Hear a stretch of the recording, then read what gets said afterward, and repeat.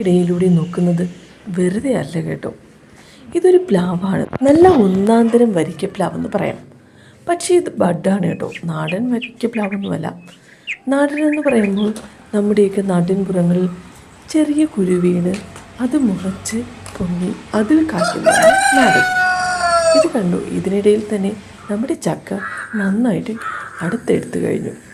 ഇത്ര വേഗം അടുത്തെടുക്കണമെങ്കിൽ അത് നന്നായി പഴുത്തിട്ടുണ്ടായിരിക്കും അല്ലേ? അതെ, നന്നായി പഴുത്ത് മണം വന്നതുകൊണ്ടാണ് നമ്മൾ അവിടേക്ക് ഒന്ന് ശ്രദ്ധിച്ചത്. കൈ എത്തുന്ന ദൂരത്തായതുകൊണ്ട് തന്നെ നമുക്ക് അടുത്തെടുക്കുവാൻ വളരെ അധികം എളുപ്പമായിരുന്നു. ജസ്റ്റ് ഒന്ന് കറക്കിയെടുത്തപ്പോൾ തന്നെ അവ കയ്യിൽ വന്നു. കുറച്ചുകൂടെ പഴുത്തിരുന്നെങ്കിൽ ഇത് താനേ തന്നെ തൊഴിഞ്ഞു വീഴുമായിരുന്നു. തൊഴിഞ്ഞു വീഴുക എന്ന് പറഞ്ഞാൽ അടർന്നു വീഴുക എന്നാണ് കേട്ടോ. എന്ത് തന്നെ ആയാലും നല്ല വരിക്കച്ചക്കയാണിത്. കട്ട് ചെയ്ത് കാണുമ്പോൾ തന്നെ നിങ്ങൾക്കത് മനസ്സിലാക്കാനായി പറ്റും. നല്ല ഒന്നാന്തരം നാടൻ വരിക്കച്ചക്ക പോലെ തന്നെയാണ് ഇതിൻ്റെ ടേസ്റ്റും എല്ലാം.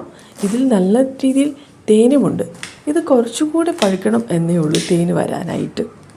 ചക്കയ്ക്ക് പ്രത്യേകിച്ച് പരിചരണങ്ങളൊന്നും തന്നെ ഇല്ല. താനേ മുളയ്ക്കുന്നു, താനേ വളരുന്നു എന്നതുപോലെ.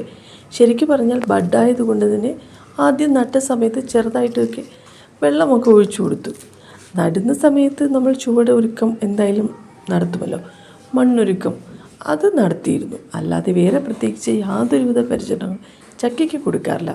വളപ്രയോഗങ്ങളൊന്നും ഇല്ലാത്ത ഏറ്റവും നല്ല ഫ്രൂട്ട്, നമുക്ക് വിശ്വസിച്ച് കഴിക്കാൻ പറ്റുന്ന ഒരു ഫ്രൂട്ട് തന്നെയാണ് ചക്ക. അപ്പോൾ പ്രസൂസ് ലൈഫ് സ്റ്റൈൽ ഇനിയൊരു വീഡിയോ ആയിട്ട് കാണാം.